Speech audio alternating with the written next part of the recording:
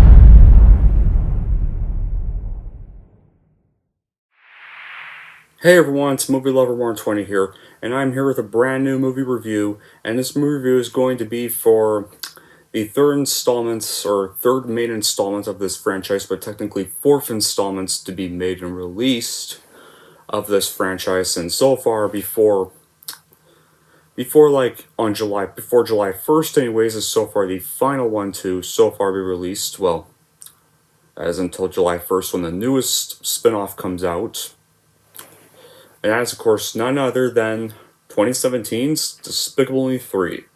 Yeah, we're revisiting that piece of shit year again. Ugh, my god, I never liked talking about 2017. 2017 was not just a shit year for movies, it was just a shit year in general. Before 2020, 2017 would probably have to be the worst year of my life.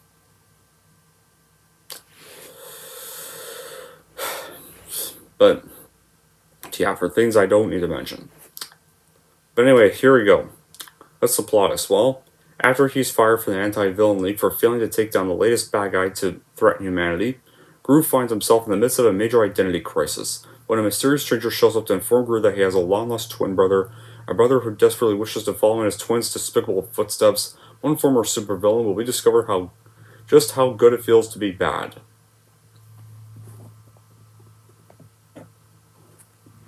Yeah, so how was this film made? Well, of course, because, Steve Burke, the NBC Universal CEO, confirmed in September 2013 that a third film in the Despicable Me series was in development because, hey, Despicable Me 2 made so much money, even though they were already planning Minions.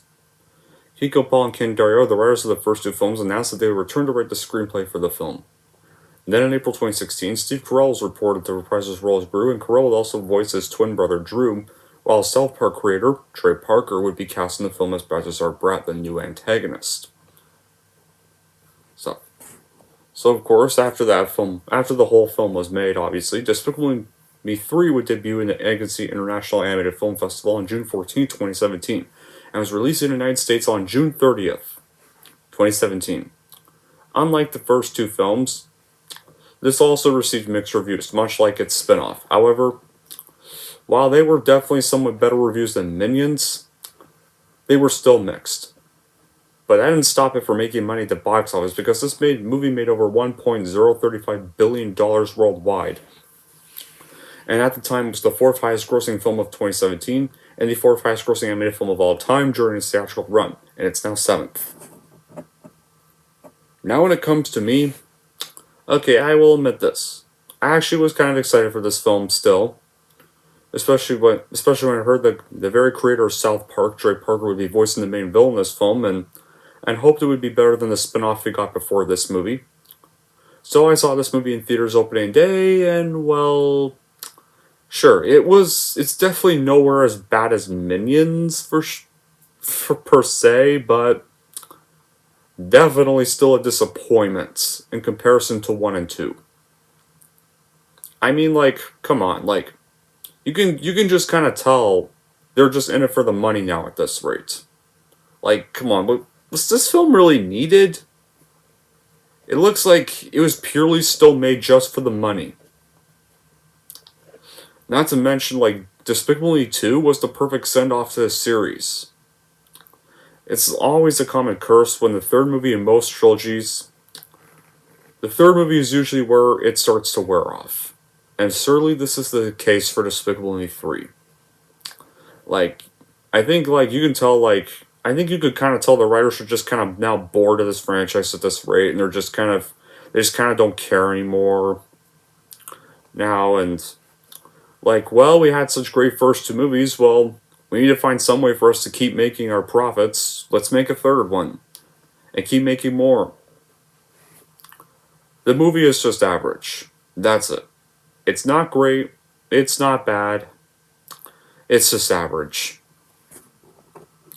The first two films in this franchise were like fantastic family fun, but despite absolutely loving the scene-stealing Minions, their solo film, Minions, from 2015, was very underwhelming. Terrible. Given the sense, though, in all fairness, they were not well utilized in their own film, and that the Minions are better as just supporting characters rather than leading. Yeah, a movie even caused the Minions to become some of the most hated characters in animation now because of their very own movie. And it's even caused Illumination to become a not popular favorite among many animation fans. All because of one spin-off. That's what happens when you take side characters and try to force them to be your protagonists. Sorry, Illumination. You should have seen that coming when you confirmed your spin-off.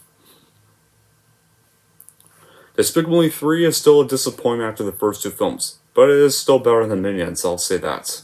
There is a lot to like about it, but it does feel very uneven and gives the sense that the Despicable Me franchise has somewhat just run its course. And, well, it doesn't matter because we're getting a fourth film in 2 more years anyway. Yeah, guys, really, we're actually getting a DM4 in 2 years. They confirmed the fourth movie after this movie made money. None of it reaches terrible depths, though, just that the film could have been much better considering what came before it. Once again, the animation's wonderful. There are rich, bright colors, loving and appealing designed characters. Nothing looks awkward like some of the human character designs in Minions. Meticulously detailed background and some real visual invention. Despicable Me 3 even boasts a killer soundtrack that makes one nostalgic for the 80s, such as Michael Jackson, Madonna, Hector Pereira's scores, suitably fun, and Pharrell Williams' own contribution, and especially the Artful Killer something special is noteworthy too. And heck, even Trey Parker and Pharrell Williams even teamed up and did a song for the end credits too. The premise of Despicable Me 3 is even extremely forced. Like we're introduced to two characters, the antagonist and the twin brother, who have never even been mentioned before, with the text offering lousy excuses to justify this act. The main plot, on the other hand, falls in the most predictable way possible and delivers no surprise to the viewer. The support for cuteness, the main element of the franchise, is very evident. Just from Gru's youngest daughter to Drew's cheerful personality. The work, however, makes such an effort to sound funny that, in the end, it almost fails to elicit any laughter. The greatest example of this fruitless attempt to create an engaging comedy is the antagonist, Balthazar Brat, who basically only dances the entire film to the sound of 80s melodies, and with a look and style that fuses all the possible imaginable stereotypes with the exaggerated 80s.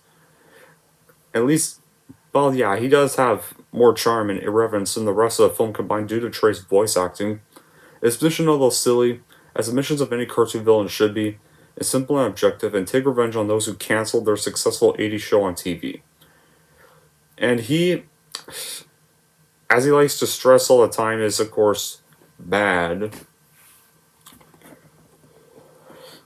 After El Macho and DM2, this guy's just kind of forgettable. And plus, not to mention, this guy just literally looks like Randy Marsh from South Park. No, really, his face literally looks like a computer animated version of Randy Marsh. And he has this robot that even looks like the angry face of a South Park character. Well, then again, he is voiced by Trey Parker, so I can't be the one to critic that. There's even some other wasted characters too, we actually get introduced to a wasted new boss of the AVL, Valerie Da Vinci, who at first, by her only one scene, you may think that she's going to be the main antagonist. She's in one scene at the beginning, just to fire Gru and that's it. Okay, this movie would have been slightly better. I would have preferred her being the main antagonist, and Brat just would have only worked better as an accomplice. That would have worked a lot more to me. Some issues in the script can hurt you even more, like I've already said, the villain is just developed with a certain laziness. The establishment of his personality does not occur through the unfolding of the plot, so that it was established with greater subjectivity and commotion. And Despicable Me 3 ends up establishing it mechanically and coldly didactic, though merely explanation lines that do not show any sensitivity to the audience. But it is interesting to also reflect on his view of criminality almost as a professional choice, as if certain people have chosen evil as a career vocation. It is even not known whether the film satirizes this lunatic and almost pathological figure of the criminal, as if he were the embodiment of evil and did it for the pleasure of doing evil, or if he satirizes it as a caricature. It is, however, an idea that, if taken seriously, would make it difficult to understand social phenomena, in addition to being somewhat outdated. And then, however, other parts of him come over in a scattershot way and suffer from a flabbiness and predictability.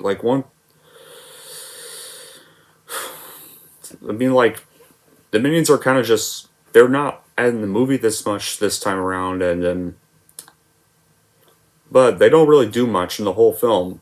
And they're a little uncharacteristic too. I really don't think the Minions would turn against their own master. There's this subplot of the Minions turning against their own master that just goes nowhere. They basically just decide to turn against Gru and quit working for him, which is not really characteristic of them at all.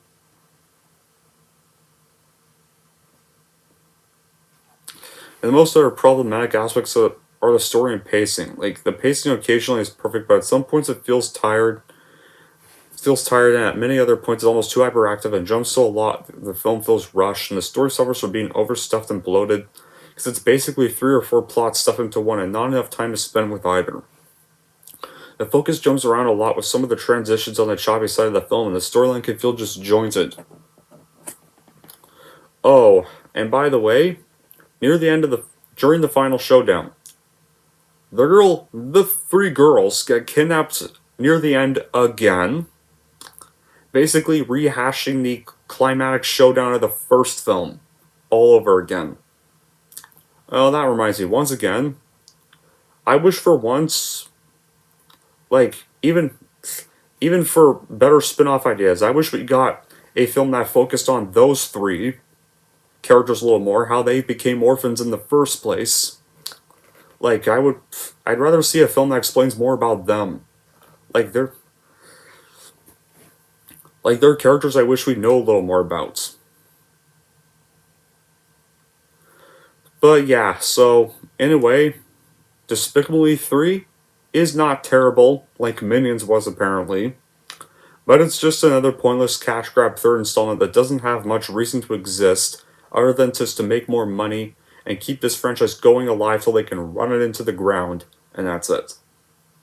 Anyway, that's it for my review of Despicable Me 3, and if you're wondering how I'm going to rank Despicable Me 3, here's how I'm going to rank this movie. So overall, if you still want to see more of this franchise regardless, then go online and stream this movie where you can find it, since it's just average at best. And if you're wondering how I'm going to rank DM3, I'm going to give DM3 a 6 out of 10. There we go. That's pretty much my review of Despicable Me 3. And until Minions: The Rise of Gru comes out on Friday, July 1st, we're officially done with the series.